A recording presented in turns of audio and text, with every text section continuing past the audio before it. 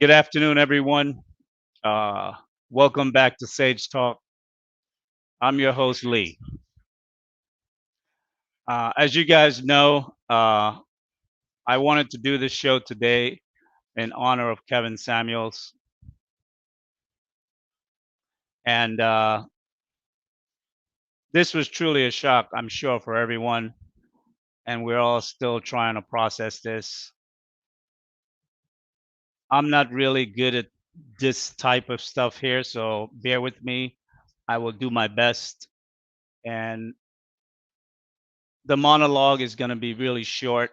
So what I'm looking for actually is both men and women who may have something that they want to add to kind of let this particular edition of Sage Talk be used as a time capsule, as a memorabilia of many of the Lapeef Green Team and others who may want to say a few words, things that may have struck them over the past 2 years since we've gotten to know Kevin as he took the world by storm. As I said earlier, I want to honor Kevin today and to honor a man who we all respect, a man so many of us held in high esteem. I know I did. And what I would like to say also, JR, not sure if there are mods in the chat as well, but if anyone type anything disrespectful, block them or time them out or something to the effect. Today is going to be a day of positiveness, and I'd like for us to be able to do that today. Tomorrow we can go back to sharing our opinions, however positive or negative those may be. One thing I will say though is negativity attracts negativity. And I think that was something that, Kevin led by example when he was not the type of individual that, even though some people came to him with a lot of negative, he just let it kind of roll off his back and he didn't go back and forth to feed into it. So let today be a day of nothing but positive energy flowing back and forth between us. When I was young, growing up, and that's many, many years ago, we used to have a saying: one, don't talk bad about the dead. And two, if you couldn't say anything positive, don't say anything at all. And that's something that I still hold true to today. And I would like to see many of us, use that practice, not just for today, but as we go forward, into our day-to-day life. I'm still, as I said earlier, trying to process this situation. And as a man of the scriptures, usually I would always have a scripture or something for the moment. But today I am just kind of, my brain is just awash. So, in reflection back for the past 2, 3 days since the news came out Thursday and got officiated Friday or Saturday when it did, I've never been the person as a person who have studied the scriptures a lot. I've never been the type of person to always ask the Most High why this and why that. I'm not a complaining type of person. I look at the situation, I evaluate it, and I come up with a solution and I move. And that's usually how I address life. But this past week, I really have found myself on more than one occasion asking why over and over and over because it seems so like out of the blue left field. And I guess what I can say is that maybe the feverish pitch in which Kevin held to his schedule, 5 days a week, 3 days on YouTube, and 2 days on Instagram, was maybe in his spirit. He knew he had so much he had to get out and get done because he didn't have much time left. Now, I'm not saying he knew his time was short, but sometimes our spirit tend to do things that our conscious mind may not be privy to, and we behave and act in a certain way that cause us to complete our mission. And personally, I don't know Kevin, like many of you guys, but I was fortunate. I spoke to him twice, or maybe even three times, back in 2020. Right around the time of the George Floyd situation, and between then and August, I believe, because from time to time I used to go on Obsidian show and voice my opinions there. And Kevin used to be there a lot. And we struck up a conversation once or twice. And then he had invited me to meet up with him in New York. Well, he was coming to New York, and I had said I'm from there. But I was out of the country, so we were not able to meet up. So that was a bummer because I really would have liked the opportunity to have met him personally. Uh, Kevin was many things, but one of the things that stood out for me was his style. You know, uh, from someone that comes from Wall Street and business as well, it's something that I have been around, and it's particularly when black men are stylish in a very professional way. It looked good, and he wore it well, and he had other complementary skills in his presentation that really accent his look and his way. There are many things I think that you guys probably will have to say about him, the things that may have stood out for you. I can't think enough of all of them, and I don't want to hog the mic, as you might say, right? Uh, but there was some key differences that I noticed between us, particularly from things that he said. But the physical aspect was that obviously he's tall, over 6 feet, and I'm short, over 5 feet. He was definitely a practical guy, but I would say I'm more an idealistic type of individual. He's a Christian, I'm a Hebrew. So there were some very distinct differences between us personality wise. But though we had many differences, I did see some similarities as well. He was a businessman, so was I. We came up in corporate. He was a top producer with MCI, tech company back in the day. I was an equity broker on Wall Street, top producer as well. And he's a big thinker, and I definitely am a big thinker. But there was one thing that stood out for me most because he repeated it often. So this was one thing that kind of stuck to me because I believed uh, this might have been a hindrance if we had ever met someday in the future. Because he always said one thing he didn't like was a contrarian, and that's me. I am definitely a contrarian. I always look for the things that is not spoken. I always look for the why behind things. I always look for the unknown. I tend to sometimes play the devil's advocate, and but it's never from a malicious way. It's usually to examine because I do have a critical thinking mind. So it's something that I do. So I wonder, and today when I was putting my thoughts together, I wondered, had we met, would we have been able to form a friendship? But unfortunately, that's not going to happen, and that I won't know about. Kevin had a lot of conversations, and he had a lot of things to say. First to men, and later to women. I'm sure he heard a lot of feelings among the guys, but he heard a lot of feelings amongst the women too. And women are not so much like men. Men take their whelps and, walk off. They fix it if they can, or if they see that they need fixing, they'll do something about it. But women tend to fight back. They don't necessarily like people to tell them to change in any way. So I think that was really where Kevin became world renowned.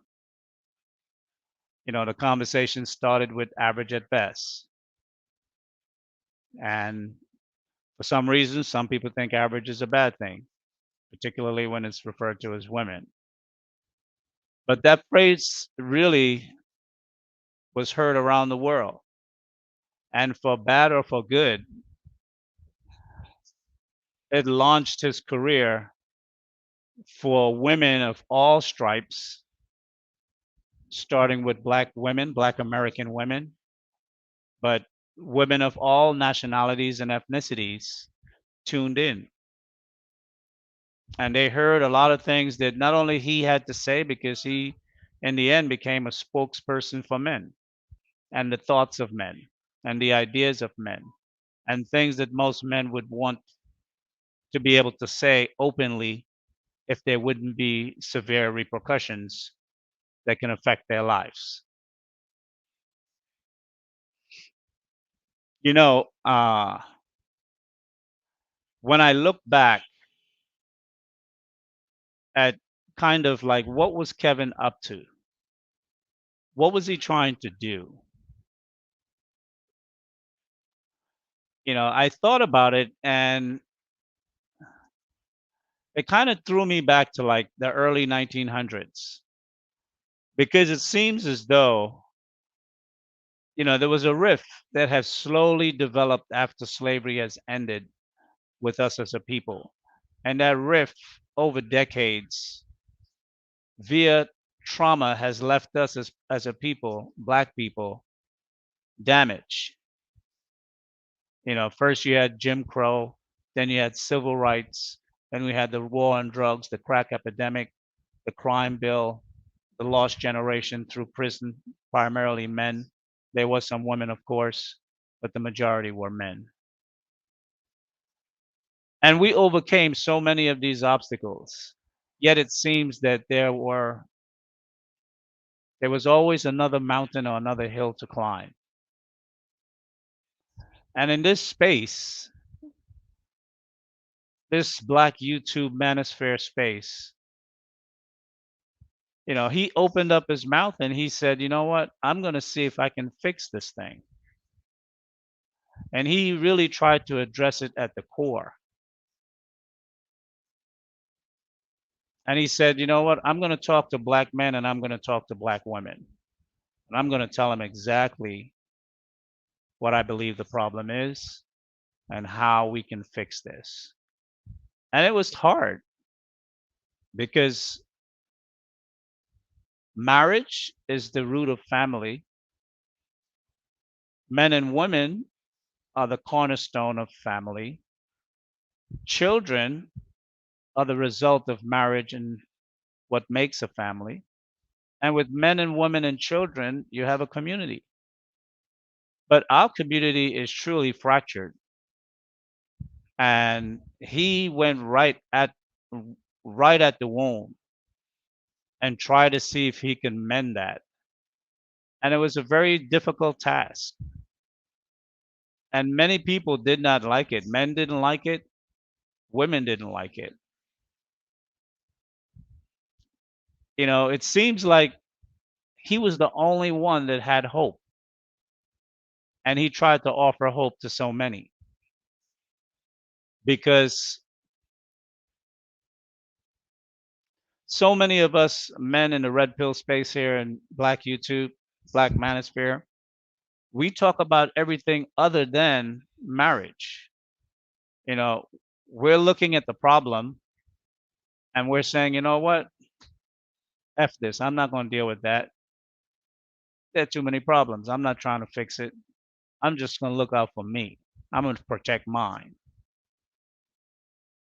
And he didn't do that. And he addressed it with some really hard conversations.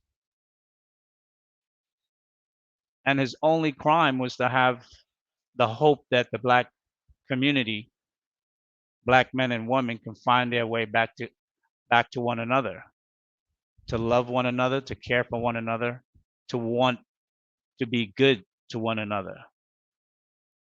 And for that, that's the biggest crime of all, it seems.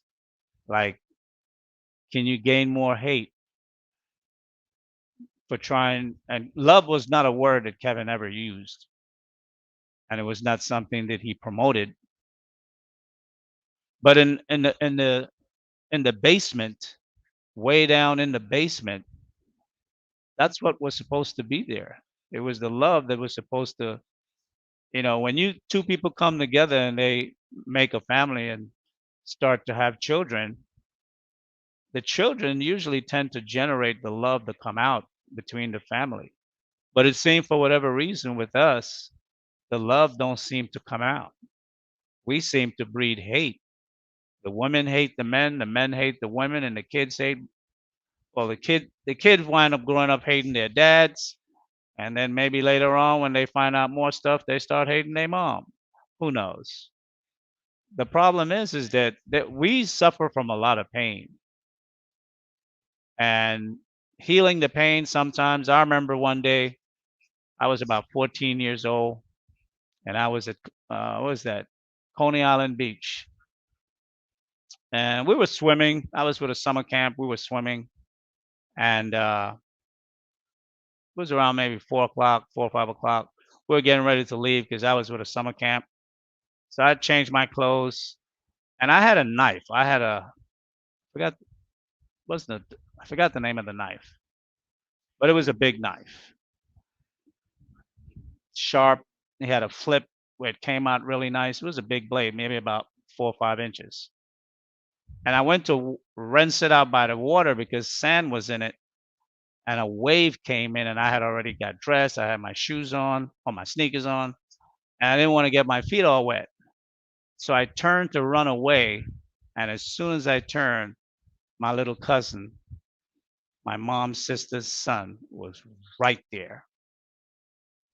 And I had no choice. I just flipped. I spun to the side and I fell, of course. And when I looked in at my hand, my thumb was inside out. That blade just took the skin off of my took the skin off of the joint that connected my thumb to like my wrist. Just opened that thing up, man. And the blood just curdled at the top, and then all of a sudden, just started shooting. So I, pressed down on it real hard. I fold my knife up and I put it in my pocket so nobody could see what happened. I told a big fib that day. I told them it was a shell. I fell on a shell and it cut my hand. And that was believable because the shells were sharp, right? But the emergency came. I went and got stitches. But my point is when a wound is open and you touch it, it's painful. And the wound that is open for us in Black America is we have suffered a lot of pain and a lot of trauma. And there's been a lot of things that have divided us. And many of us we know the cause, but we don't know the solution. Or the solutions that we've tried have not worked. And it seems as though what Kevin started opened up a really big conversation that so many people who who at first did not want to touch it because this was like the third rail, the power rail in the train station in New York City. You touch it and you're fried. But over time, more and more people started to jump into the conversation. And now the conversation is full blown. So I'm not sure, what's going to be the next stage and what's going to happen, but I'm looking forward to it. Terms like high value Kevin didn't invent these terms, but he definitely made them popular. He made it famous. He made it a current part of our modern day lexicon in the way in which we speak and determine different things. And it's funny because so many things have value. Everything in the world has a value. And if you're a capitalist, you believe in the value of things because capitalists make money so they can buy and acquire things, usually expensive things. But when it came down to the conversation about men's value and women's value, that was shown off the third rail. People were getting electrocuted left, right, and center. People were getting their feelings hurt. Men wanted to equate value into something that it wasn't, knowing that they themselves don't promote those value within themselves as they live their days. And they know women don't look at them for those values at all. And for the women who do, those women are rare. And for the men who promote those values, it's even rarer. So it was so it was so kind of, how can I say, it was like kind of crazy watching an old Benny Hill TV show because you were laughing at the realities that people were avoiding seeing, avoiding dealing with, avoiding facing. And it was like the craziest thing to see, you know, men settling. Oh my goodness, I won't settle. Women settling. I'd rather be alone before I settle. The craziest stuff we were saying. And it was having really loud back and forths, you know, it almost seemed like those terms were so unheard of. Like it was a totally new word in the English language, and everyone was trying to understand what does this mean, settling? What does that mean, settling? Who? Me? No, I won't settle. You? No, you won't settle. Settle for what? I have greater value. Whatever. And this is, where we are.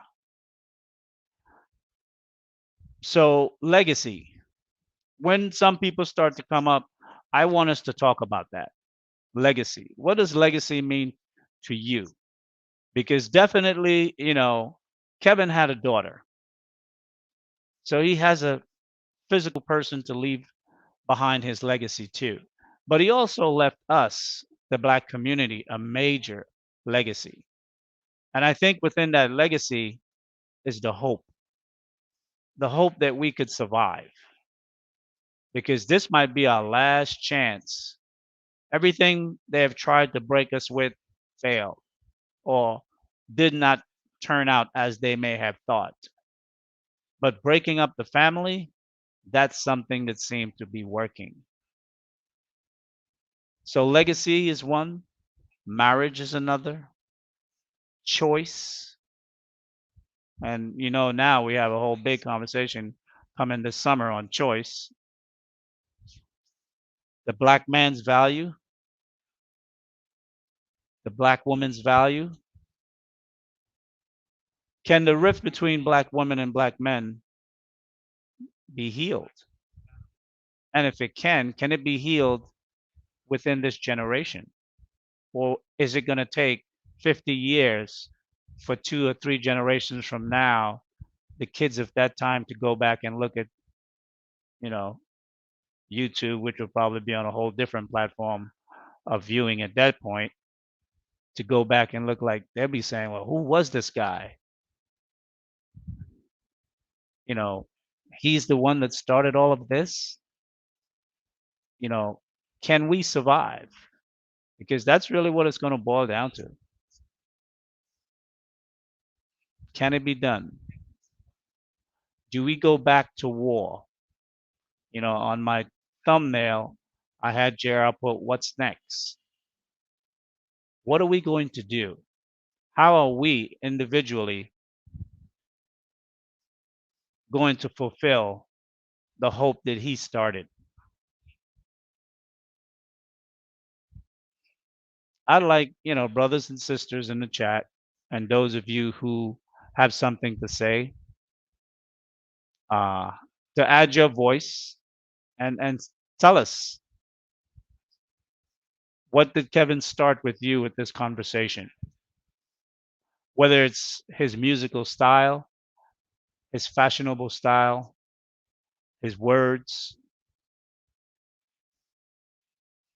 anything that you felt started the conversation for you to make a change within yourself somehow to better your close circle, starting with yourself, maybe having a conversation with your parents, having a conversation with your woman, having a new perspective about women, talking to your wife, your children, your daughter, your son, whatever that might be. Dr. Eugene, start with you first, and Hey, then the Russian conscious. hey, how you doing? I'm doing well. How are you, sir? Hey, I'm doing fine. Um, Before I've ever heard of Kevin Samuels, I have listened to I think one or two content creators who already spoke the truth, and I've learned from them, but all of them were women at the time. But Hmm. then when I heard, I'm sorry, when I first heard of Kevin Samuels, when I first listened to him, I was like, wow, Kevin, spoke with intellect. I mean, he sounded like a scholar when he put the whole relationship spectrum in perspective.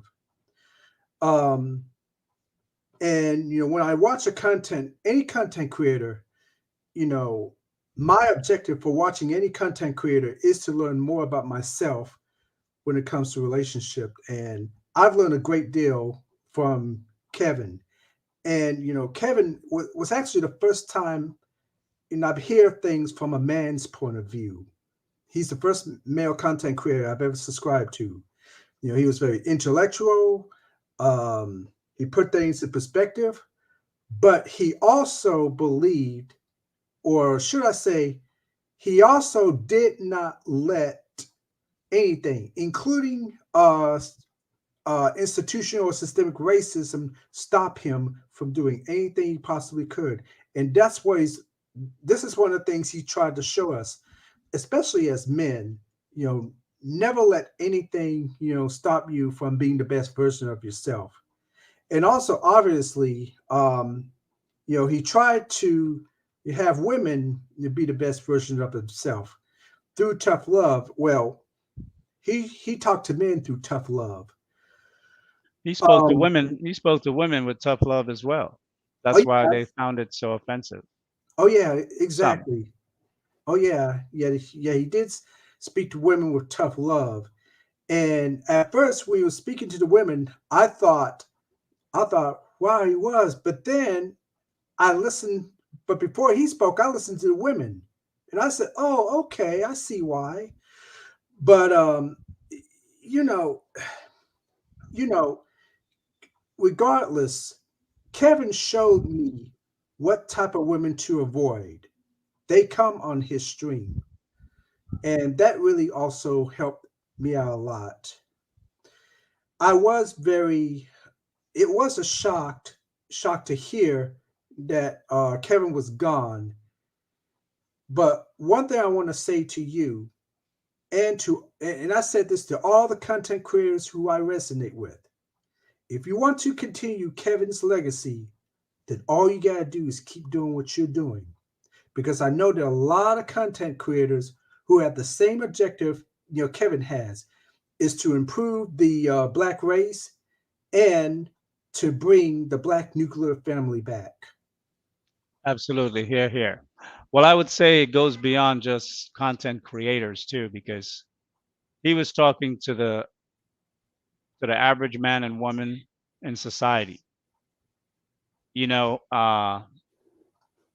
this morning I saw.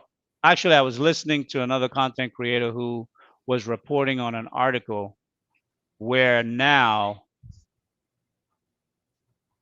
men, and I'm going to say probably starting with white men first, but men were getting surgeries to make themselves taller.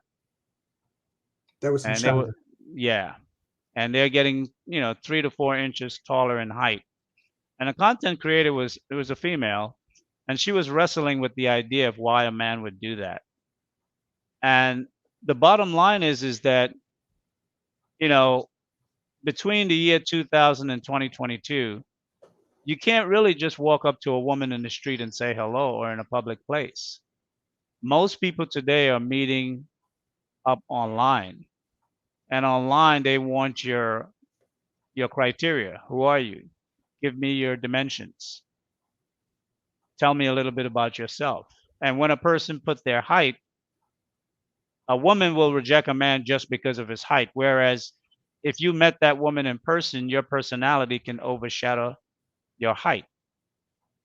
But online, it can't because they'll never meet you because they'll say he's too short, right? Likewise, some men may look at a woman and say she's too thick, heavy. Likewise, so there are many things, but I kept Angela's message up because I wanted to touch on that. Show your work. That was something that really stood out for me when I first heard Kevin say that. And I think that was like in 2019 or 2020 when I first heard him utter that phrase. And it was so powerful because I had been going through a lot over the past 12, 12 to 15 years. After I lost my sons totally, when all communication was broke off, I should say. You know, for me, being a success, I didn't have no need. I make enough money to take care of myself. I didn't need to make 150 grand anymore because that was way more money than I needed. And I didn't have a whole lot of desires for a lot of material stuff. That's never been the kind of man I am. I like nice things, and I always been fortunate to have nice things, but I didn't chase it. If I saw something I want, I just got it. I was fortunate that way that I always uh, had good opportunities that allowed me to be successful. But like for the past almost 10 years, I was just teaching. And what I made in teaching a month, I mean, that would just been like lunch with a couple of friends in New York normally. And I mean, like when I hear that the median income was 42 and change for brothers and 50 for the larger society, that kind of struck me because I mean, back in my day, I was paying 50,000, 50 grand a month in taxes, 42,000 a month in taxes. I'm like, I used to get pissed off because I had to keep my income at a certain level because if I went too high, my tax bracket would jump to 57%. And I didn't want it that high. And that's in New York. 51 to 55% I can live with. But 57%, it's like I didn't see the extra money I made. My check was only like a few grand difference, so I didn't see the difference in busting my butt that much. But I made good money. So it never dawned on me that, people were making that little amount in this time. But so when I heard Kevin said, show your work, that really rang out to me because I was in a funk. I wasn't pushing myself to be the best that I've always known myself to be and could perform at. So it was right at the beginning of COVID. So I wrote a letter. I wrote a resignation letter to my boss, the director, and of the school, the superintendent, I should say. And I knew her very well. We got along well. And I resigned 2 months before the school year was over. Once I make up my mind about something, that's how I am. I just move on it. So I just resigned, and then after that, I said, you know what? Okay, what are you going to do, Lee? And I started looking at my options and opportunities, And with this whole COVID thing and being restricted, it really gave me time to search out uh, opportunities for me. And I've had some really big ones offered to me to come back to New York, but in our discussion with the recruiters, I have to take the shot and the jab, and I refuse to do that. So that's why I haven't pulled the trigger on some of those things that were offered. But that's personal. Uh, Russian, what's that? Concussion? Yes, How are concussion, you? Russian concussion. I'm doing all Okay, right. How are you? not too bad. Not too. Can you do me a favor? Can you cam up? It's okay if I'm not. I'm just not completely comfortable. This is one of my first times doing it. I assure you, I'm Okay. real, or I'm real and everything. So, Well, the thing is, I've been left strict instructions not to let anyone up unless they're on camera. So if you can do something about it, I'll just put you down. Put on a shirt. If you're not with a shirt, brush your hair back, and because people's channels are getting pulled down by individuals who are not uh, being authentic, and I wouldn't want something like that to happen to this show and uh, major another major channel get taken down. So if you can come back, that would be fine. Hey, Devin, good afternoon. Sir, how are you? Good afternoon. How are Doing you? good. How are you, sir? Welcome to Very Sage well. Talk. Thank you. Thank you for having me. I appreciate it. Sure. Yep. So tell me what have Kevin's whole how can I say shooting star of an individual, what was the imprint that has been left on you? Well, I'm gonna tell you honestly. I just found out his actual age, and he was only a month or two younger than I. Okay, Wow. yeah. So definitely, the man was too young to die, and Absolutely. that I that that agree. that makes it a really heartbreaking tragedy. I've been watching Kevin since he was just talking about cologne, and Really? yeah, and turning my friends onto him even before all of the controversial stuff.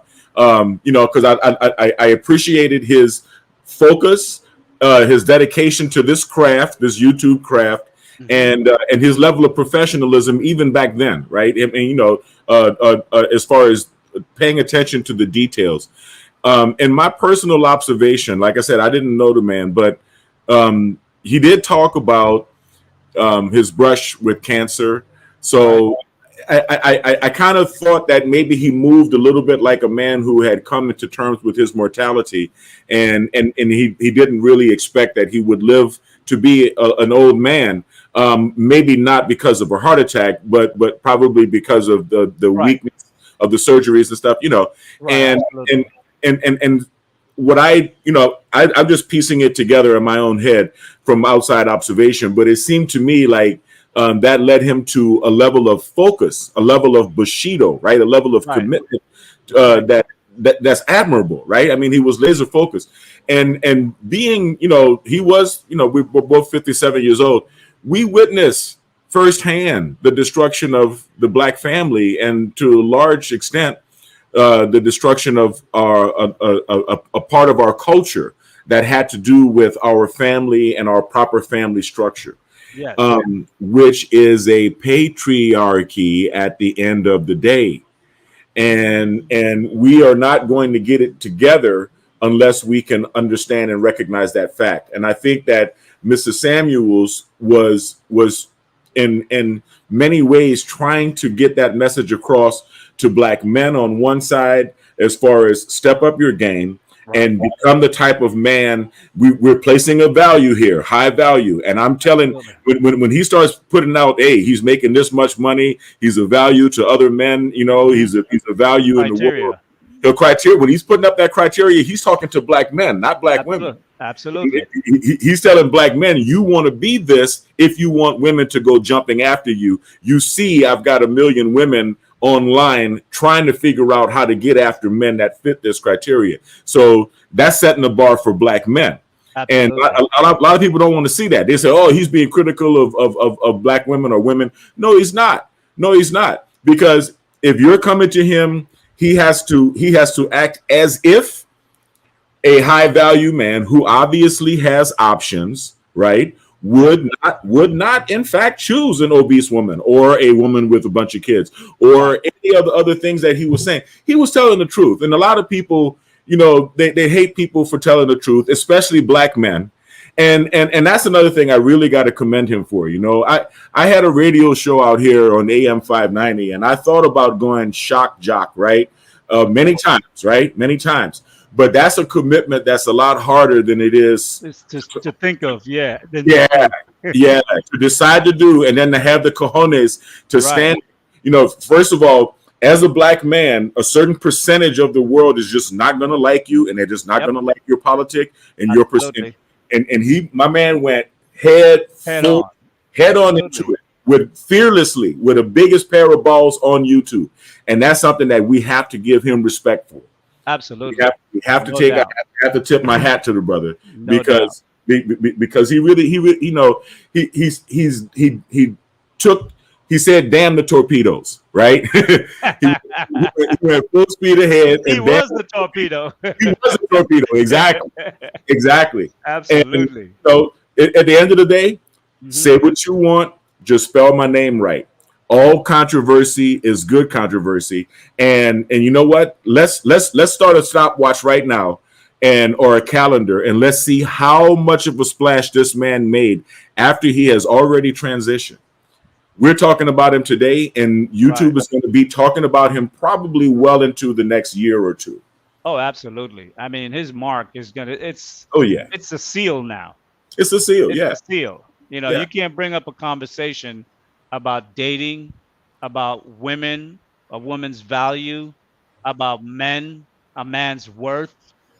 You can't get into those conversations without immediately His name. pivoting into the Yeah, understanding that Kevin has already laid out as a yeah. blueprint. That's the truth. So, hats off to Kevin, condolences to his family. And, the more the detractors want to be petty Right. and try to celebrate his death and all the rest of that, the more they're just keeping his flame alive. Yeah, it's ironic because they don't see that. They don't see it exactly. It's It's funny your because, resistance that makes us continue to talk. yeah, it is their hate Yeah, because it's a form of energy, and right. their hate is really part of what propelled them up to the top as well. So they're gonna actually wind up keeping him front and center than if they would just quietly allow the man to die in peace, for Yeah. his audience and the people that love him and his family to mourn him, to do their eulogies and their tributes and their honoring like we're doing today, and let it just go. But they're not going to do that. They It is. want to somehow feel that they had a hand in his passing. Well, and he began a conversation that's not going away, which is, what about heterosexual black men? There is nothing in the political specter that deals with us, that speaks to us. Uh-huh. There's nothing in the corporate specter that speaks to us. There's nothing in the media that speaks to us unless we are wearing a dress or entertaining them Absolutely. or Absolutely. slam dunking a basketball or whatever, right? Right. And being of service in some way to their paradigm. And Shut up and dribble. shut up and dribble, basically. Yeah, shut up and Yeah. dribble. And Yeah. now, our voice, this is not only as far as interpersonal, sexual dynamics, but also in the political sphere, right? I'm trying to launch a party, the Black American Party, at blackAmericanParty.com. I'm trying to get people together to understand that, big or small, we have our own voice, and we need to have a party that is defending the Black American family, restoring the Black Absolutely. American family. I think that was at the core of what Kevin was doing. What state are you in? I'm in California. Oh, cool. Do me a favor in the back chat, drop your email, I and definitely that way I will. can have it. I'll follow up with you. Okay, definitely. Okay, one second. Dr. David, welcome to Sage Talk. How are you this afternoon, sir? Good afternoon, Mr. Lee. Thank you very much for having this conversation and always having this show. You always bring a very good perspective to the conversations. My apologies. I'm actually driving at the moment, so if it's okay for me to still, No, that's fine. thank you. So I think I'll just start firstly by saying one of the things that I really loved about Kevin as an intellectual was the fact that he was a very professional and very original person. He came with his perspective with facts. A lot of people talk about, like those who want to talk about him in a negative way, talk about the fact that he died alone and things like that. But I think one of the things that I love the most when I watch his show is that he always has a very systematic way of having his conversations. He would always ask the women, "What do you want?" That is something a lot of people don't talk about. He asks you, what do you want? Do you want to be married? Number one. Do you want to have kids? What kind of Right. life do you want to have? And Right. then when you start giving the answers to those questions, that's when he starts then giving you the facts of the matter to say, oh, this is what the statistics say. This is what the reality of things are. Do you think that you actually qualify for what you're asking for? Because the term is no one actually deserves anything. We work for what we get. We qualify for Absolutely. what we get. And so that's Absolutely. what he highlights to people. And he has said several times on his show that he can get married, but he doesn't want to get married. He has done it twice before, and he has made a decision he doesn't want to get married. Now, when he asks women, do you want to get married? Do you want to have kids and things like that?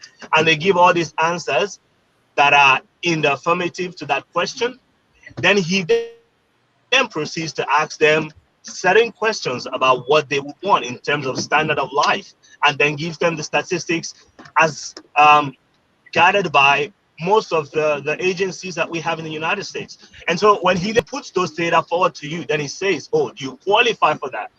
And then when he asks you that and you don't qualify for that, then he begins to go in the other direction of saying, okay, this is what your reality is based on how the statistics stack up against you. I don't think that's a bad thing.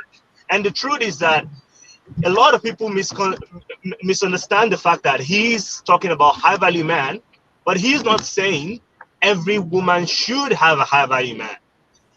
And a lot of men who are sometimes high value or not high value, some of them who have issues against Kevin always go about the fact that, oh, he brought about this whole conversation about high value man. And I like the fact that you mentioned initially that he's not the one who started it. In fact, a Chinese guy had actually written a book about high value man a long time ago. And, a lot of people have talked about the concept. But the truth is, Kevin's conversation about high value man was to tell the woman, the black woman, that you might not qualify for the high value man, but the blue collared man who is diligent at his work, doing and building the foundation of this country might be someone you qualify for. And so maybe you should actually look at what you qualify for and actually work with that, not settle like what people like to say, oh, I'm settling for the average man, because you actually might be qualifying for the average man. So when you have these Well, conversations, go ahead. yeah. Go ahead. I'm sorry. Go ahead. Finish your thought. So when he has these conversations and he asks them these questions, I've actually watched Kevin's show. I'll just give this last 2 points. I've watched his show, and a lady has called him before on his show and said, I don't want to get married. And then he asks all the other questions, and then the woman actually says, I make this amount of money. I'm able to support myself to the end of life. I have my 1 point something million in retirement, and I've got all these plans set up for when I die. And then Kevin actually said, okay, I bid you farewell, because you're not the category of people who's looking for what I'm actually giving out as advice. Right. Great, you can leave. You see, and people don't talk about that. And then lastly, the thing is, when he actually talks on his show, and he has these conversations, some of the things, he actually highlights is that we as Black people need to do better. And I go back to, when I started watching him, he was already talking to women. And I actually went back to when Kevin was talking to men, because I actually know that when he was talking to men, he gave us the same vitriol, he gave us the same accountability, he gave us the same understanding like he did to the women. But the truth is this: if you have 3 kids watching a game at the stadium, and they all have a 2-inch plank, or a two each stool to stand upon to watch the game. They all cannot see the same way because they are all different heights. Now, when black women talk about equality, actually what Kevin was trying to show them is equality is not what you want. Equity is what you want, because equality is all of you get the same thing. But you cannot have the same thing and have the same opportunities because you're not built the same way. Your biology is not the same. The statistics does not stack up against you in the same. So what people wanted for Kevin to do was to give them equity, talk to them in a nicer way, talk to them in a soothing way, talk to them in a calm way. But they were asking for equality. And so Kevin said, okay, equality, fine. I'll talk to you like I talk to the average nigga. And you have to take it or leave it. You know, Well, and lastly, one thing I would say, the N word, I don't like it being used here on this my channel. apologies. Not a My problem. apologies. The N word My and the B apologies. word, I want us to be Yeah, able to address black women in a more respectable way, even yeah, for those who may behave themselves disrespectfully. So, yeah. we as men, we have to set the bar for ourselves, not for them. Go ahead. I'm sorry. Yeah. Yeah, and the last thing is, like when he then talks, to black men, and one of the times I love most on Kevin's show is when he does Men's Week. Because I used to watch his channel, unlike Hmm. most people who have issues and want to talk about Kevin. I watch his channel and I listen to every show that he does. Talking about his professionalism. One of the last show that he did was talking about some of the in code boss chick, like he mentioned, who actually did it best, who were successful, and who did modeling and made all this money, and how their end of life looked like, and how they were lonely and alone. And he then highlighted that fact, and that was one of the things I love about him. He came up with statistics, he came up with facts to back up his point from blackdemographics.com, Very giving good. black data and giving highlighting important things. And that's one of the things that I really loved about him. But when he does Men's Week, he talks to men specifically, highlighting how they can improve themselves. When he talks to YouTubers, he talks to them about YouTube, saying that YouTube is not just everybody can buy a camera and just get up and start saying what they know nothing about. But there's a professionalism. YouTube is a business. There's a way you go about it. So he brought a lot of value to conversations that a lot of people don't talk about, but they just want to go off of, oh, he said, oh, you're average at best. And that's what they want to do clips on. And I love the fact that Dennis Sperling speaks for the family now, and he actually spoke on Fox, and he gave some real highlights of some of the works that Kevin was doing that a lot of people who are against him don't want to talk about. So I think going forward, there's a lot of conversation about who's going to replace Kevin in the manosphere and all those kind of conversations. I think it's going to be a bit difficult because even yesterday I was watching Tommy Sotomayor's channel, and my God, Mr. Lee, if you see what this guy was saying, saying, oh, Kevin was stealing his content, Kevin was this and that, and that's part of the problem, because when someone else, starts trying to continue the legacy that Kevin did, a lot of black men want to go after that man, because we're always in this idea of crabs in a barrel trying to fight away each other from getting to the top. And then the Well, second part is the Mr. Lockett has said, a lot of men don't want to be in that position where they have to be jackshot and they're going to be attacked by a lot of people. I said a lot, so I'll just hold off and let you continue the conversation. sure, appreciate it. Well, one thing, when Ford made the first automobile, he did not say Chrysler, Mercedes, or Audi and any of the other car manufacturers that came later. Oh, they're just copying from me.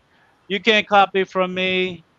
You know, competition brings out the best in anyone. Hmm. And if you originated something and someone comes behind you and add to it and perfect it and make it even better, I would think you would want to be thankful that someone was able to improve upon that which you have started. You know, I think, as men, sometimes we get jealous of the things that are not worthy of being jealous of. Because if you're good at what you do, I remember when I was on Wall Street and my office was very competitive. I was pissed off when I wasn't the top producer every month, but I couldn't be top producer every month because I had a competitive team of guys. We were all friends, but there were weeks when I lost, months when I lost. I came in third, I came in fourth, I came in second, and it was like that.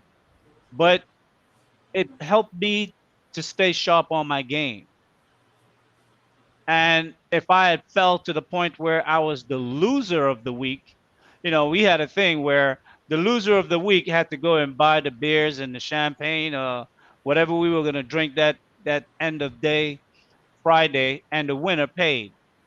So you never want to be the guy to go to the liquor store to pick up the drinks, right? Because that meant that you were a loser.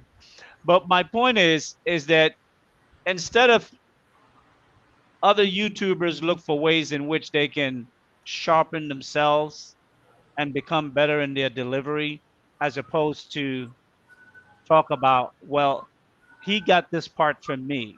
I even saw a Twitter yesterday where Tom Likas had a very rude, negative comment to say about Kevin. And, Kevin had given him much credit on so many occasions on his show.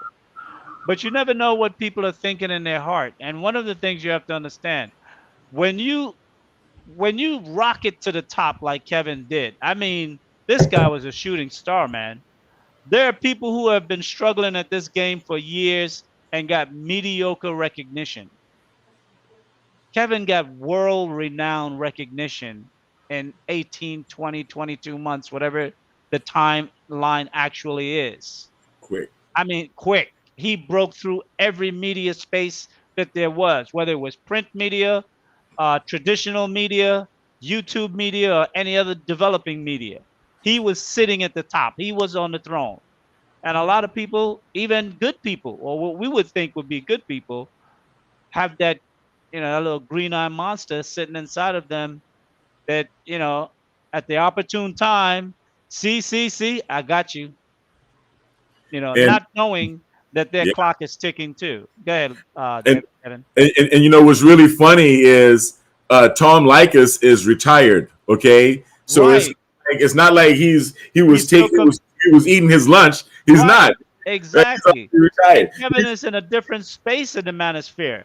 He's And talking to black women. I mean, obviously, like I said, his star shone so brightly that all women was coming into the conversation. Black, white, Asian, from any part of the world.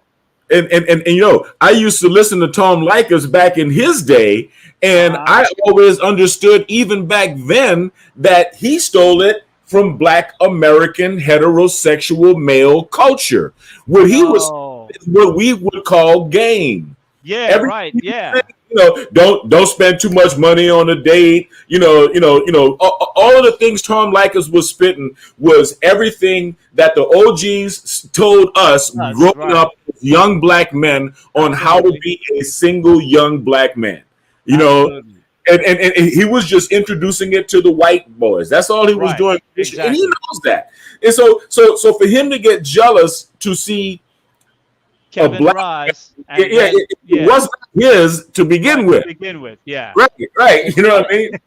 It's That's why I said that green-eyed monster is something else. It rises culture, up in man. people. Yeah. Yeah. Totally. And exactly. Why would a retired man who's already got his fame and fortune for and Kevin did give him props. He mentioned him several Absolutely. times. Absolutely. That's my Why point. why would he be so envious? Why? When he's not even in the game anymore. Because a young black man Absolutely. is actually standing up. Oh man. Absolutely. And this is Okay. why I One give him moment. I want props. to give a shout out to Gina789. $100 contribution. Thank you very much. Intelligent, nice looking, stern, smart. I'm going to miss him so much. Those are some hard shoes to fill. And it's not going to be filled right away. People are thinking that there'll be another Kevin Samuels to fill his shoe. No, it's not going to happen right away. Someone have to earn that space, that Mhm. position, that seat. You just don't go sit there because it's empty. You know, you have to earn that seat. And it was the public that crowned him. It wasn't YouTubers. that selected him. It was the public that crowned him. Huru Ali, welcome to Sage Talk. How are you, sir? Greetings, greetings, peace and love to the family of nations. How's everybody doing? Doing well, doing well. Listen, Mr. Samuels, may continue to rest in paradise. Peace and love to his family and all those that love him and all those that hated him. He was a contrarian, even though he might not have described himself as that. Uh, a speaker of truth has no friends, or not very Absolutely. many, Not many, and yeah. and I really appreciate him for being able to watch his mediocre rise, but all that preparation once it met opportunity, rocket ship, rocket ship, Yes. and unfortunately, he highlighted that when he was talking to us, nobody was listening. Uh, but as soon as he started to talk to the Women. average at best, it just took off. So I appreciate him and everybody in the manosphere, the red pill, that's has positive content that's trying to uplift the black family of nations. And listen, even those at first I was mad at those that's been coming out and being very disrespectful. But guess what? He shines so bright, he got your eyes turning pink, and y'all, his name in your mouth. You know what I'm saying? Absolutely. So They're talking about so him. He's guess not what? talking about them. He's an ancestor, and the more you talk about him, the longer he's gonna live. So peace and love to the Exactly. family nations. Love y'all, and please stay safe. Okay, absolutely. Let me highlight some of these messages. Critique the truth. Always was that TNBN. KS actually cared, had a soft approach, and gave solutions. Compared to Tommy's style, was just different. One of the things I would say, in terms of Kevin's style, you know, one of the things I think that stood out for me was his way in delivery, his directness, his ability to find the exact word for the right response. Not necessarily tempered, but with the sharpness to be able to pierce the point that needed to be made at that juncture of the conversation. And many times, you know, he was able to do things sometimes. I thought I had a good eye and a good ear, but there were times when I didn't see the negativity that the person on the other end of that discussion was coming with until 10, 15 seconds later after he already started to address it. Then I saw it coming out. But he perceived it even before. His ability to read body language and his ability to pick up on subtle verbal cues that people would say, that immediately he can tell when the conversation went left. And there were times when I'm like, wait a minute, why is he responding like this? And then all of a sudden, 2 words later, the person started really coming out and like, okay, I see what he picked up on now. So he was very adept at being able to read people well and pick up on his on communication well. He was really good at that. Anyone wants to Elderly, address anything with regard to his musical style? Because what I really liked recently was his whole new intro to his show. The collage of videos from all the different shows that he have appeared on, and then the musical retinue that went with that at the different juncture leading up to start time, right? yeah, Well, elderly, if I may. um, one thing I do want to say, I'm sorry. One thing I do want to say, he always has a laid back playlist, which is one of the things I've liked. I mean, the the the smooth down tempo electronica, the bossa nova, and all those things. I mean, it was just all laid back. But you know, he'll have a couple of rap tunes in there. Um, Money World, Kiss the Ring. You know, these are these are two songs that really stuck out to me, and Absolutely. both of those rap songs actually uh, really fit his whole message. That's what really stuck out to me. Not because they're just rap songs, because those are the two songs that really fit his message. His Uh, message and his approach. mhm. He was definitely a king. He was on the throne. No one can deny that.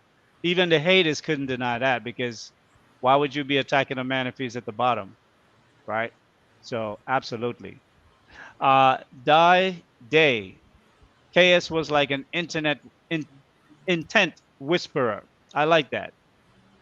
An intent whisperer.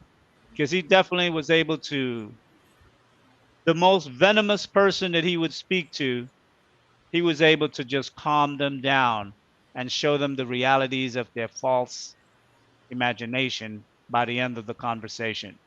So I would agree with that. An intent whisperer. I thought it said initially internet whisperer, but either way, he was good at it. He was one of the best. And he put the mirror at the caller's face, hands down. Absolutely. You were saying, Eugene? Yeah, and also his new intro. Uh, I like this new intro because he knew it's a type of intro where you knew you were blowing up and you're just putting in the new ideas. Not only if it highlight his past show, but it also the words in there highlight what his show is all about. And I've seen um you know that type of messaging before, but I think this is the first time I've ever seen that in a content creator. Well, it was very organic too because the wording that he used in his intro that flashed up on the screen were all generated from his conversations, especially next to average at best. I'm a PhD. That's another, signature phrase that, in the future when we're able to go out back into the public and socialize, that's going to be for much conversation and laughter. And I'm sure when you meet a woman and she says to you that she's a PhD, you're like, you sure you want to go down that rabbit hole?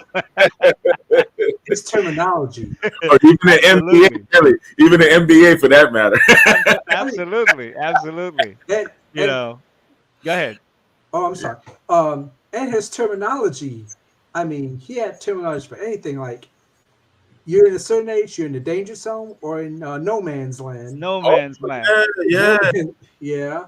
And the Another salute. term, Big Shirley, Oh, was another term. yeah. so many linguistic contributions, so Oh, many. man. Oh, man. Yeah, Yeah. not Iconic. just that value. Yeah, exercising options. Yes. He really made so many contributions to the lingo, man. FBI, Yeah, CIA.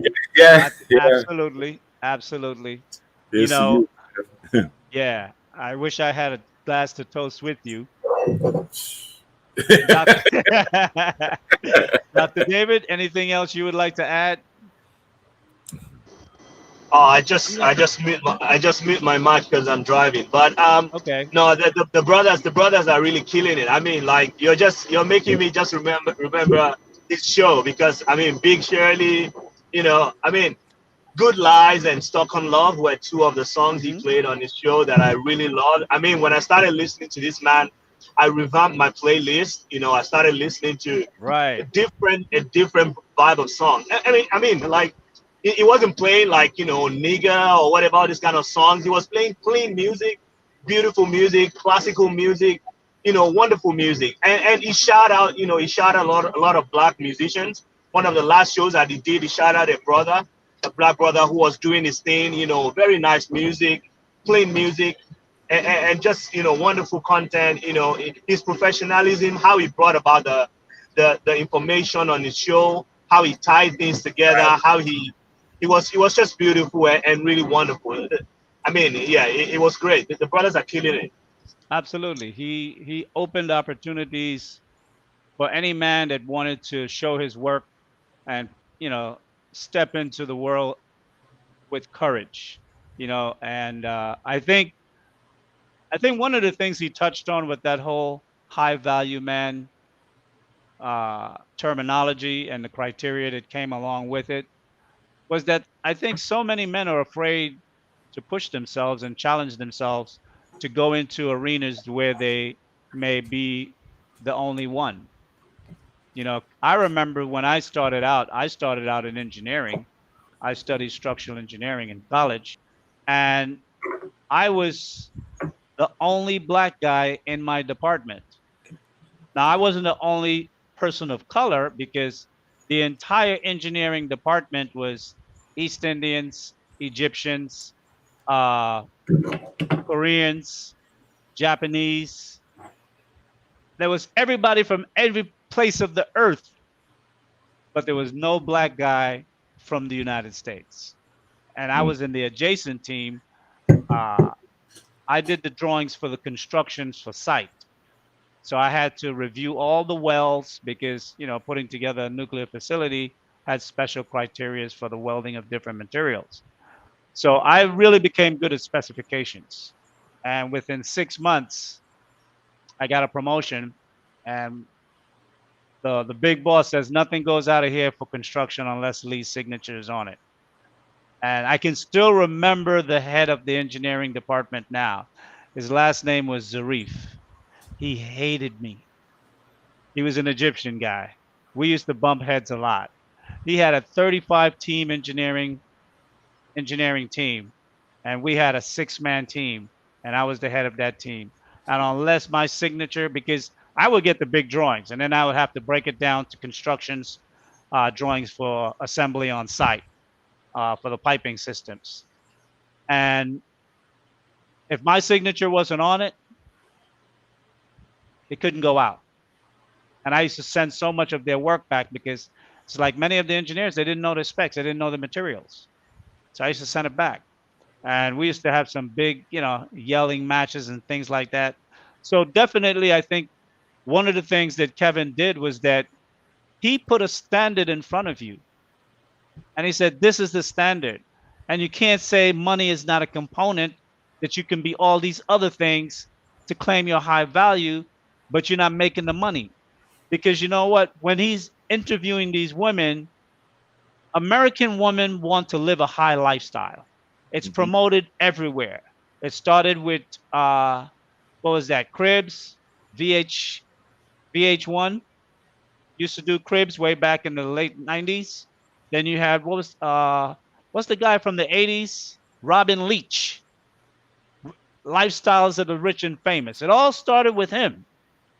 But now what it has become is that now people who are average want to live the life of the rich. And when these women come up, they tell you the lifestyle they want to have. They want to have 2 or 3 kids. They want to be able to take national and international vacation once or twice a year at minimum. They want to have their children by the age of 16, 17 to be able to have a car and a late model car, not no, you know, beater. They want to be able to pay for their college. They want to live in a $500,000 house at the least price. So it's a quality of life and a lifestyle that they have so well articulated that what Kevin had a knack for doing was, okay, he backed into it backwards. He said, okay, tell me what you want, and then I'll tell you the price of that. And when he gave them the price, they were like, okay, cool. I deserve it. They didn't say, oh, that's too high. No, that's not what I meant. No, they were like, cool. I like that price. I want that guy right there. Where can I get him? Right. And then to have a guy who makes that much money so that you don't have to work and Right. yet still enjoy. That's what I loved about what he did, man. He was professional to the T. He knew the stats of the cost of living in every city. He asked you, where are you located? Okay, the nearest big city is this. I already know the cost of living there. If you want a man, and this is a straight up truth, who's making enough money so that you don't have to work, and he's bringing in $225 or whatever thousands of dollars it needs to have the type of house and the type of neighborhood that you want to have and the number of children that you want to have, then this man can also get a 22-year-old model. Absolutely. This man can also get a cheerleader. This man can also this man is well aware of his worth. Right. And, And that's the thing that they couldn't come to grips with, was that a man, they want to wait for the man to become that man. They don't have time to work with you out of college and build with you for 15 years. They want to meet you at the finish line, but yet when he gets to the finish line, he's supposed to pick you. Because their DMs are filled up every day with knuckleheads who swipe right. And so they think thing is what yeah, it's the same. It's the same guy. And what they don't realize, no, it's not. Definitely not the same guy. And the fact is, they have an overinflated opinion of their sexual marketplace value because of these apps. All girls are inundated with propositions all day on these apps. Absolutely. You see, well, you just said something there also that I think Kevin really coined: sexual marketplace value. And that came from his sales background, because as a salesman, you're always thinking everything a price, a marketplace, what's its worth. Its worth is determined by the buyer.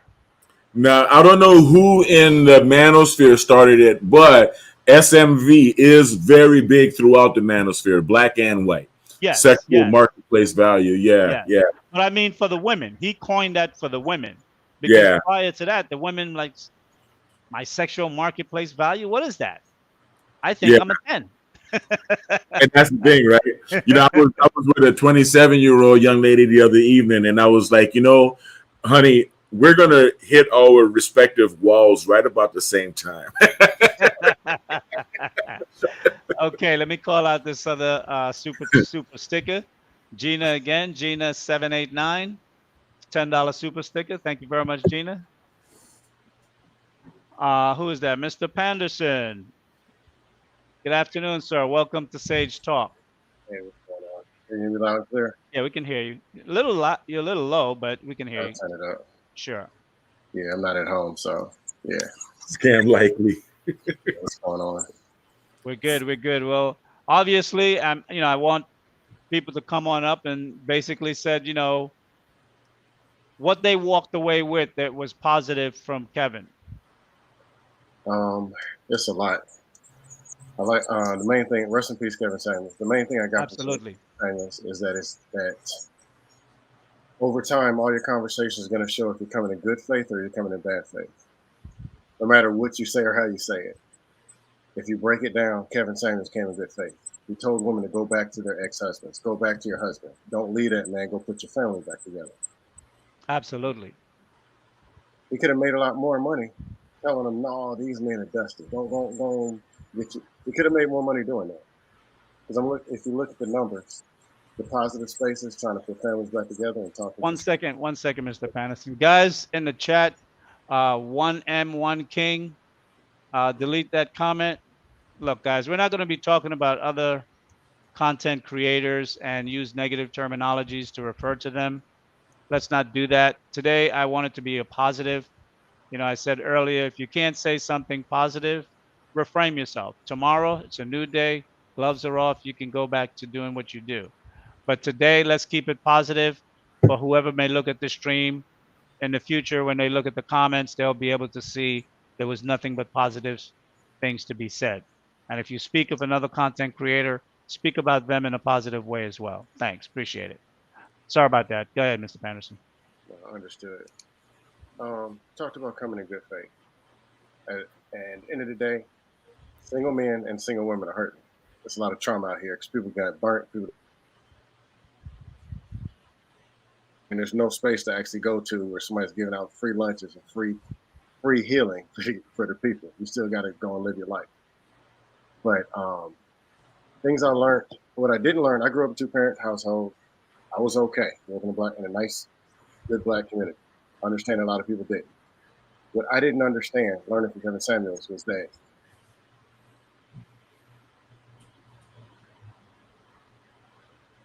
exactly how it was.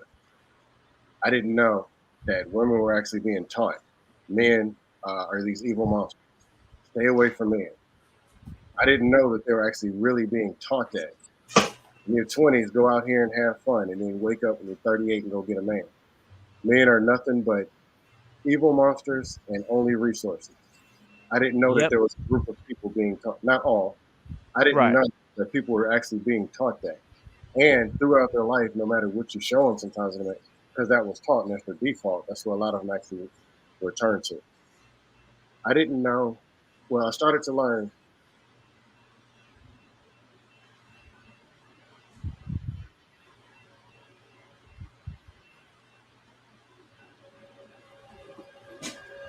Did I freeze? Did the internet freeze? Oh, Yeah, you did. One second, guys. yeah, I'm not at home, so I got to. Go ahead, I'm Sage. not going to show this comment, but it's from DWorkX1. No, that's called a backhanded slap, right? It's an insult without a difference. Don't do that. Unfortunately, Sage. Because Kevin himself never promoted the people. I wouldn't say promote, but to talk about the people he didn't like. So even if he may have had a dislike for someone and you came across that knowledge to know so, it wasn't something that he spoke about openly to diss someone publicly on his million plus uh, viewership or subscribership. And like I said, I want to keep it positive, guys. You know, I know the itch to try to attack someone who may have attacked him in your way of defending Kevin. You know, rightfully so. I don't fault anyone who may want to do that, but restrain yourself for. I'm going to try and keep the stream at maybe no more than 2 hours. So we're only halfway there. I mean, half an hour away from being there. And then, you know, if you want to do something else, you can do something else later. Let's try to keep this positive. You know, and that's a thing that as Black people, we have to learn because, you know, I think one of the biggest problems that we have as a people is we don't understand what freedom is. You know, when we were in slavery, the white man told us what we could and could not do, and he could change the rules whenever he wanted to. But once we got free, we think free is to be able to do anything, say anything, act any kind of way you want. No, it's not. Freedom means having self restraint to be able to do things at the right time and not at the wrong time. And if you have the need to be open and speak in a very powerful way that might offend others, that what you say itself is not offensive. Because those two things can exist. Something can be said that offend others, but what was said is not offensive. And many times that's how people perceive Kevin. His words were not offensive, but people perceived it as being offending because it checked them. It highlight something in them that they themselves didn't want to look at, or something that they themselves overvalued to make it seem as though it compensates for something else in them.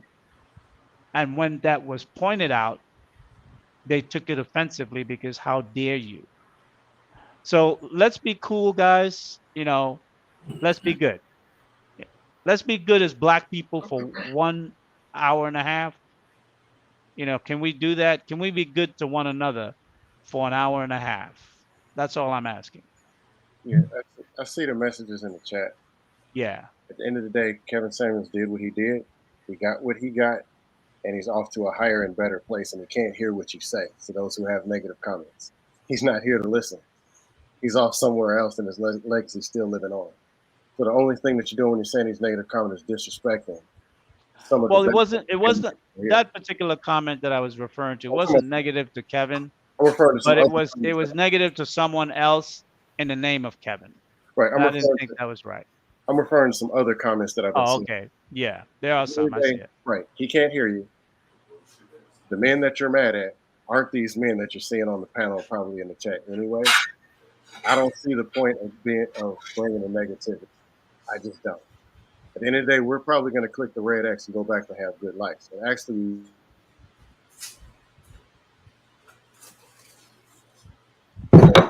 Go ahead, finish up. Did you freeze? yeah, froze. I'm saying, even us still want whatever you got going on. Fix your trauma. It's just not doing anything. When we click this red X, we got good lives.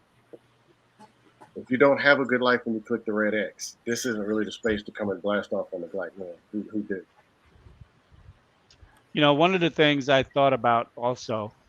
And my internet keeps freezing, so don't worry about it. We'll cope. We were having audio issues trying to get started earlier.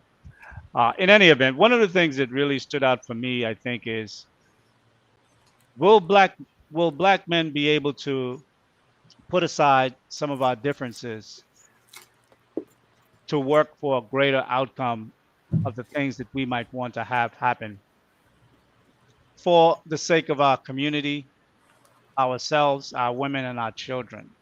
Because, you know, one thing, people can say a lot about, you know, the larger society at large, but with all their differences, they can work together.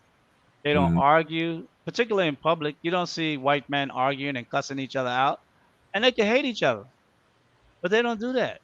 They have learned. I'm gonna drop down. Through. Thanks for having me on. Appreciate it. No problem. Through freedom, they have learned to restrain themselves. Mm-hmm. And I think we have to learn those same things, but they learned it like centuries ago. In the Roman Empire, you open your mouth to the wrong guy, your head came off your shoulder fast. So you learn to be sophisticated with your words. And that's where the Senate is all about. If you watch politics sometimes, I enjoy watching it because it gives you the opportunity to watch two people curse each other out so sophisticatedly that if you didn't know the vocabulary, you didn't even know that they were having an argument or a disagreement. And we need to do that. We need to increase the quality of our vocabulary. So if you want to say something, you don't have to be rude, nasty, and vulgar. Tact. Absolutely. Yes. Tact. Mm-hmm. Okay, I9 Bash. Good afternoon. Welcome to Sage Talk. How are you? I'm doing fantastic, brother. Thank you for inviting me to the platform. Sure. I just want to give a big shout out to you, first of all, because you've done a great job of running this show and giving us some great talking points and some good knowledge as far as the younger generation of men go. So thank you. You're welcome. Sure enough. But more importantly, I want to say rest in peace to Kevin Samuels. He's given us nothing but great insight and great clarity, you know, as far as like the younger generation of men that don't have old heads or that don't have people to look up to as far as guidance goes. When it comes to us coming together and when it comes to just having a picture perfect situation for us to look at on the internet and be able to see it. Like, I'm confusing myself right now talking just because I'm kind of like befuddled. No, that's okay. Trust me, I went through the same thing today. It's just like, wow, how is this even possible? But he did go out, you know, in a ignorant fashion. And if anything, we do know that he's in a better place now as far as his own clarity. Because, you know, God does have his back. And I truly believe that personally. Absolutely. Well, I would say, let me ask you a question, because on the thumbnail today, I had Godfather or Saint. How would you qualify him? Well, personally, I believe that his work would be of saintly nature. I do believe that he would be more of a godfather when it comes to all of the things that he did for our community. But surely he would be doing saint in nature things. Well, a saint usually always sacrifice themselves for others, right? Facts. Put others first. And more importantly, as a godfather, the godfather is the one who steps in when a child loses one or both parents and they need help to grow up yet still. And he definitely filled those shoes 10 times over. He became the godfather for the entire black community and around the world for so many other men that didn't grow up with fathers or strong fathers that can, provide direction to help them grow up as men, as masculine men. Because there are a lot of men out here, but there's so many men that they're they're showing more feminine characteristics, both in physical behavior, posture, and in the way they speak. And if you speak too much in a feminine way, women will like you because you sound like one of their girlfriends, but Yeah, they won't want to be with you because you're not strong. You're not a protector. And those are the first thing that comes to most women mind. That's why they want a guy 6 foot plus, because they all want someone that is old school protector. Yet we're in a modern world, but they still think old school. They want a protector. So their tradition and the things that they choose to be traditional with, right? yeah, Absolutely. yeah. Let me bring up Hank. You can stay right there. I9. Hey Hank. Good afternoon. You're muted. You're muted, Hank. How you doing, OG Mudbone? How you doing today? Doing well. Doing well. What about yourself? And I'm great. I'm great on a good Mother's Day. Happy Mother's Day to all the ladies out there who are great mothers, who are mothers, Absolutely. who's out there doing God's work. I'm sure. Uh, how y'all the fellas doing? And I'm sorry, I didn't mean to leave y'all got there. No, go ahead. Nah, I just, you know what? When I seen the news, man, it was tough, man. Mm.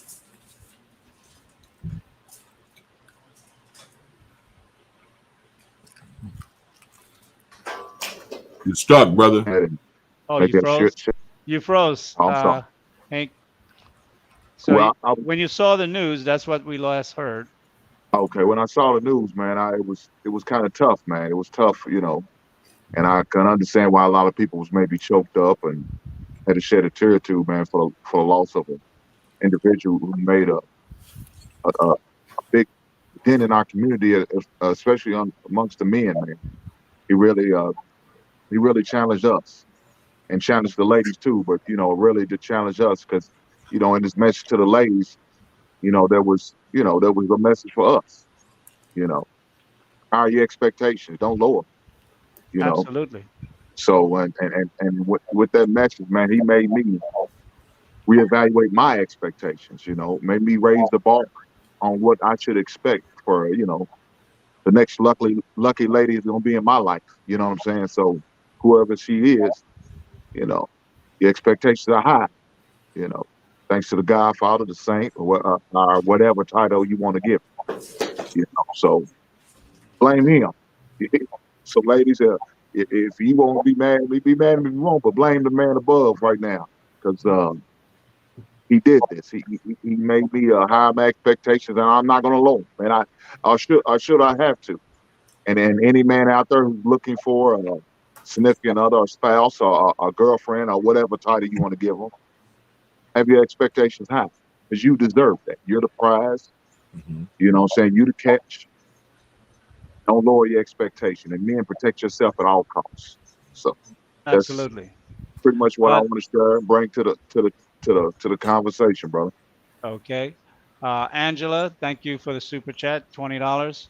I want to give recognition to Dennis Sperling, O'Shea Duke Jackson, MTR, the lead attorney for their continued support of the Samuels family, right? Absolutely. Those men have been really stand out in their defense of many who have been trying to tear down Kevin's name so far. And I think the fact that not Dennis Sperling, who is not only a content creator but became a friend of Kevin's, and he's an attorney, to also be the person who is the point person to communicate between his family and the public. I think that's phenomenal. And I think it really goes to show now, too, how powerful this Black Manosphere space Mm-hmm. is becoming. And last week I talked about those very same men. I didn't mention MTR in the conversation last week's show, but to create an association, a Black Manosphere Association, and then also where other YouTube channel members can sign on to that association, and then they could wear a seal or some kind of emblem to indicate that they're a member of the Black Manosphere Association on their channel. And ironically, Dennis was saying Kevin was talking to him about the very same thing for them to create. So I was listening. Dennis did a really good show yesterday in the afternoon. It's not long; it's about an hour and a half or something like that. But it was chock full of information. I mean, I think I would challenge everyone to definitely go check that his presentation out as well. The last one he did yesterday. I don't remember the name of it, so I apologize for that. But yeah, I want to start to wrap it up. I don't want this to be like a 5 hour show. I want it to be a tribute, but I want it to be to the point. I want it to be hitting all the positive points about Kevin, people being alert, and those who may want to go back and watch it, who may have missed the stream, can do so with a proper a portion of time to be able to do so, right? Whether they do it in two parts or they do it, in one sitting. I don't want the show to be incredibly long for someone to enjoy this conversation that we try to remember a man that is so honorable, that was so dedicated, that worked so hard. I mean, sometimes when I think back at it, I wonder, was it just in his spirit? Because Kevin was working like 16-hour days plus. Mm-hmm. And to keep that pace He was grinding. At 2 years, I can definitely see why he was popping those Red Bulls, because he needed his energy to be a top performance every day, all day, But it seemed as though he had to finish something by a certain date. He was in touch with his mortality, brother. And that's what I'm saying. I think his brushes with cancer kind of made him realize that, hey man, I'm not going to be here forever, and to appreciate every single minute of life. And his focus is what I admire the most, right? Yes. Because when you make a commitment, especially if you're committing to being a shock jock, right? Because he was right? Yes. Don't give a damn. As a matter of fact, intentionally piss people off. As a matter of fact, fan the flames even higher. That's what I really admire about the brother. He made a big splash, probably the biggest splash YouTube has ever seen. Any one content producer, absolutely. Black, white, or otherwise. Absolutely. Yep. And that really put all eyes on this Black Manosphere space. That's right. And last week when I was talking about it, I was talking about this space becoming $1 billion content revenue driven space. And that's why I was saying that, those brothers, I would think, need to create some kind of an association, because with an association, you can really have a major influence and impact. Because as new people come into this space, there'll be new people coming in thinking that they invented terms, or they're the new leaders and elders. And I think those who have been here, that have created this space for so many to come and talk about what it is that they want to talk about, whether if it's just funnies, or whether it's serious, whether it's a doctor talking about medical stuff, or if an accountant like Pocket Watching with JT talking about business stuff, or whatever it is that you're doing on the internet. If you're in this space right here, you're in this space right here because three men had the vision and the courage to build this foundation to what it has become. Angry Man, Obsidian, and O'Shea, right? Yep.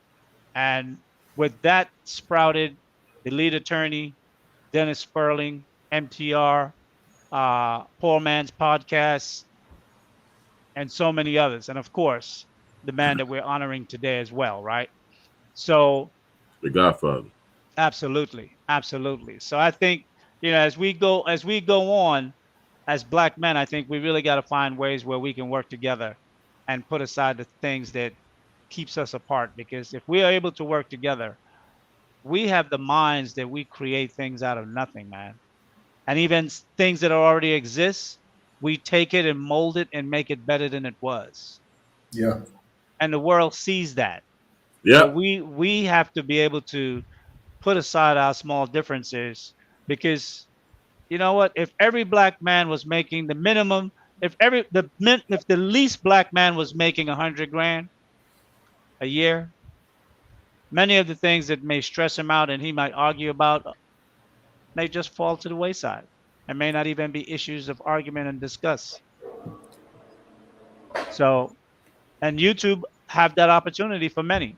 And whether it's YouTube or whether you're working, in tech online, there's so many opportunities out there now that didn't that wasn't available in the 90s, the 80s, the 70s, the 60s. The world is changing and it's changing fast. And I do not think that within the next 20 years there should be no black man making less than 100 grand. Period. I'm with you all the way. Period. That's my goal. Absolutely. Okay, so I9 Bash, why don't we start with you? Final words. It's we got about 12 minutes, so 2 minutes each person. I just want to say again, rest in peace to Kevin Samuels. I appreciate you coming on to Lapeef Network and doing the Sage Talk. It's really helpful for the younger men. I'm not sure if there are any younger men outside of myself watching it because I'm not. No, they're here. What's your age, by the way? Hey, there we go. I'm 27, brother. 27. Perfect. Absolutely. And Hink actually touched on it. Happy Mother's Day to the mamas. Hey. Absolutely. Praise y'all. And let's see if we can get more moms with dads in the house too. Right? You said That's it. where we get a better outcome for our kids and our community. That's right there. That's right. That's all I want to say, brother. I appreciate you for having me on the platform. Everybody have a blessed day. Absolutely. Hank, why don't you go ahead? Man, Sage, you know what? I always find a way to come in towards the end and bring it up at the rear, don't I? You sure do. You sure do. Hey, I'm like the human cigar, baby. If that's what I gotta be for the people, so be it. I'm with that. My But man. I'm just here to continue to support. There's going to be a gap missing, and unfortunately, we lost a great one. There's going to be a gap, man, that somebody's going to need to fill, man, and to really step into that spot, man. He left a huge void, but it can't be filled, and it needs to be filled. So I just pray that one of these content creators continue to step up and fulfill that gap that the great Kevin Samuels left. Well, remember that continue to move the world chose Kevin. Mm. So anyone can't just fit those shoes. The world got to choose them too. They got to make themselves worthy to be chosen. That's true. We say that with women, right? Because we say, women choose men for, who they want to have sex with. You got to be worthy for for the woman to choose you. So you got to be worthy to sit in that throne. Mm. If you want, Kevin has already left the template. You got to be worthy to be that man that sit on that seat, sit on that throne, and the world is going to choose you. This Manosphere space, its subscribers, they're going to select who will be that next person when it happens. We can't appoint them, right? No, they have to be. No. We can't appoint them. They have to come as nebulous as Kevin came up on the scene. That next person is going to rise up and show up, and people are going to say, "Who the heck is what? Where did he come from?" That's what I'm talking about. Yeah, and unfortunately, ladies, it can't be one of y'all guys. It's got to be a man. Well, it's good. This is the Manosphere space. yeah, definitely. Well, you know how some ladies feel like they can fill the void. No, ladies, we appreciate you, but it's just not your calling. It's not for you. Well, it's for I think men to step into place. Absolutely. I mean, if the ladies want to have the kind of family and communities that men speak of, you know, they have to step back because men are taking leadership and they have to learn how to follow. And for the women who want to believe that they can lead, they're in the wrong space because the men who are leaders aren't taking no prisoners and we're not asking your permission. It's just plain and simple. I've never been a man that asked permission for nothing. If I saw something I want, I went for it, whether it was a job or whether it was a woman. Either way. So as men, we have to lead, you know. And like I used to say on Wall Street, not just me, but it was a term that came out of our office, messing around with each other, snapping on each other. Leaders lead. You don't ask for permission. You fit the shoe, do the job. Devin, Mr. Lockhart, final words. Yeah, you must be from the Bahamas, man. A lot of people would call me Lockhart. Lockhart is a very popular name in the Bahamas. Yeah, I know. Yeah, man. You know, here's to Kevin. Kevin was the man.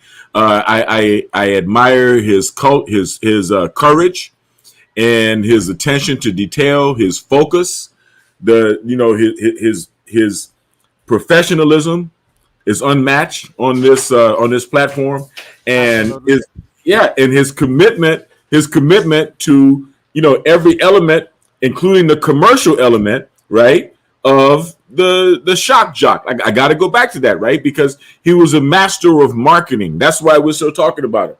He was a master of marketing, and the underlying message, which is my underlying message. And I would like everyone to please join the Black American Party. Go to blackamericanparty.com.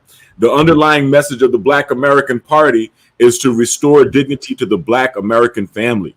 We are fighting against the enemies of feminism and the welfare state. So basically, we're fighting against the Democrats. As straight Black men, we're fighting against the Democrats. We got to realize that. And Kevin was a spearhead in expressing the voice and the opinion of us as heterosexual Black men. So God bless him. God bless his soul and repose. And I know that, he's in a much better place right now. And condolences to his family and to his friends and to the people who were closest to him. And, he went out at the peak. So basically he was martyred. He went out he was martyred. He went out at the peak of his fame, at the peak of his his impact, and so therefore it will resonate throughout the internet. I'm not even going to say the manosphere or the Black manosphere, but the internet. The most important thing I want to get across, man, is the heterosexual Black American man's voice has to be heard. And this is what Kevin established for us, and we have him to thank for that. And I do personally thank him for that. Now, I don't expect to fill his shoes, and I don't know who's going to fill his shoes, but maybe it's going to be a combination of all of us, right? Right, absolutely. It might be more than one. Yeah, it has to be. It has to be. But he started a movement that cannot be ignored. He already peaked into the mainstream. Like you were talking about Tom Likas, he's already got mainstream people hating on him. So he's in there. He's in there no matter what. And we are in there. Our voice is in there, right? The media is all controlled. In 2019, they started the Trusted News Information Network, where all of the news media and television media grabbed Twitter and Facebook and all of this. We got Elon Musk just now buying Twitter. So things are looking good. Things are looking good. And Kevin was one of our soldiers, man. And he was a general. He was a general. Yeah, he was, man. He was a general, and he will be missed. That's all I got to say. And thank you, brothers. I really appreciate you having me on. You guys, and thank you, mothers out there. Happy Mother's Day for you good mothers out there. And and the bad mothers that want to become good mothers. Yeah, exactly. All the mothers out there. Yeah. All the mothers out there. Have a happy Mother's Day. Dr. Eugene.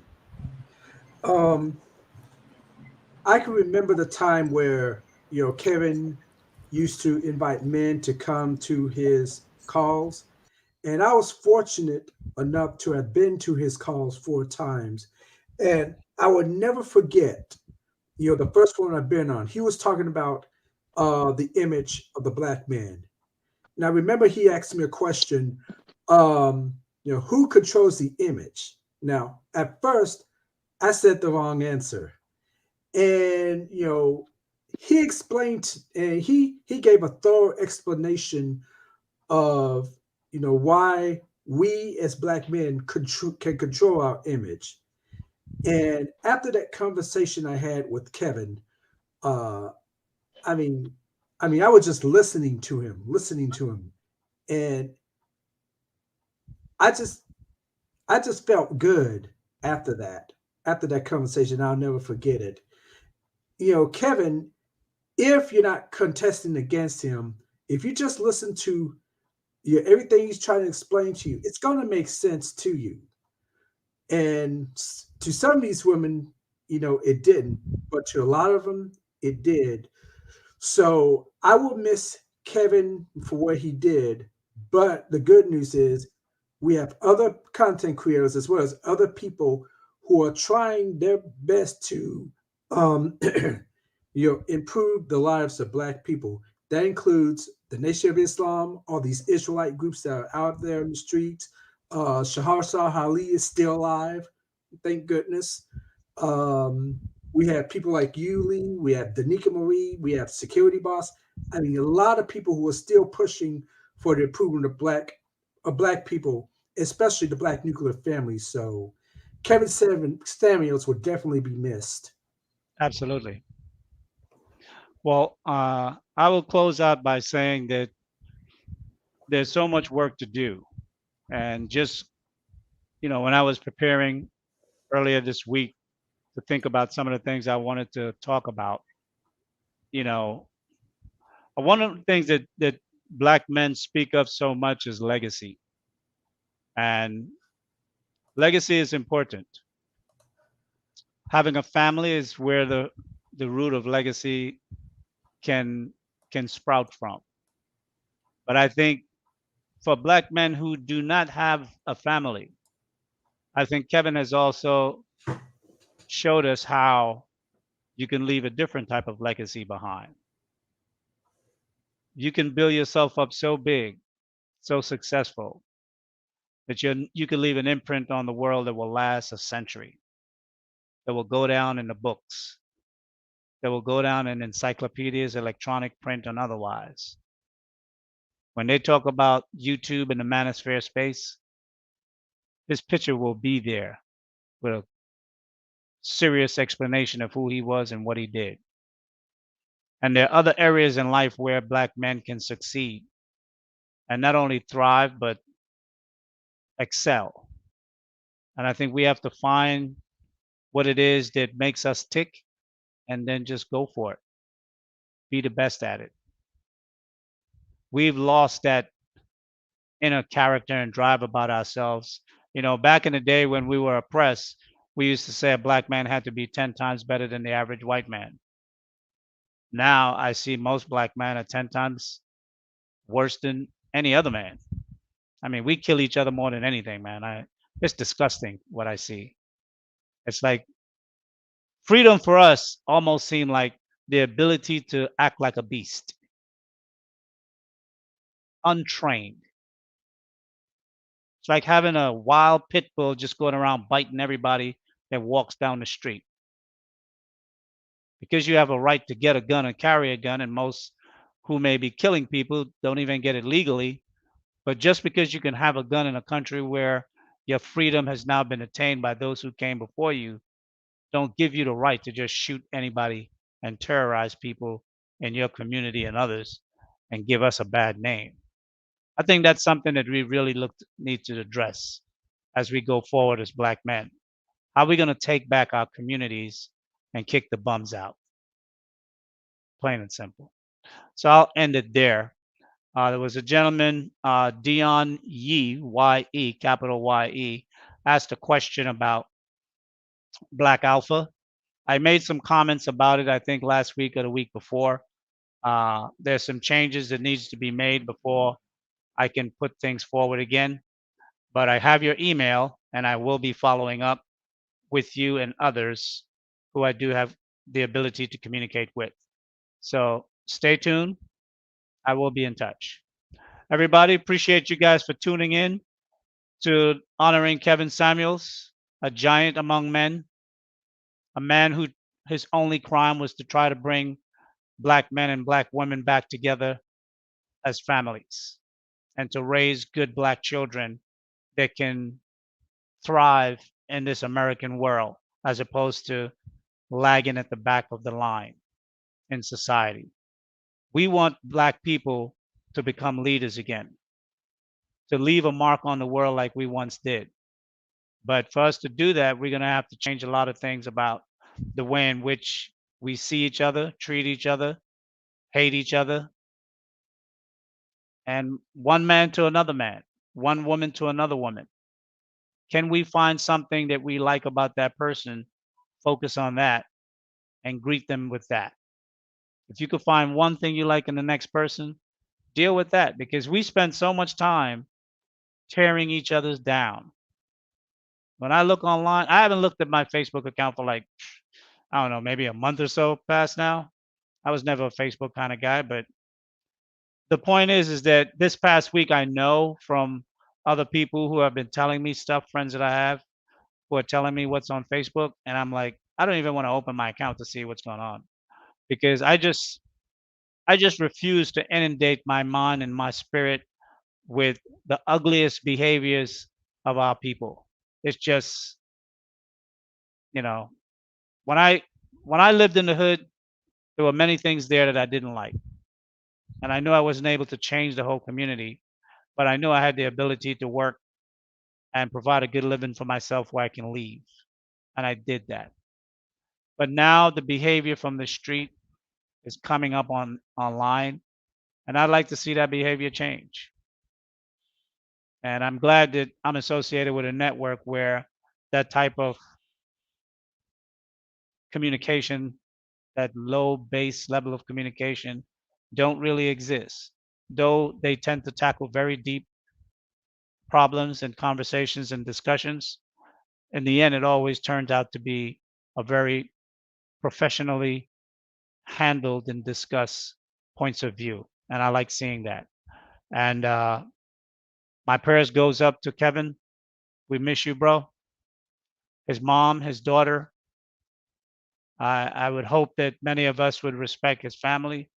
No one tried to dox his child and find out who she is and put her and her information out there.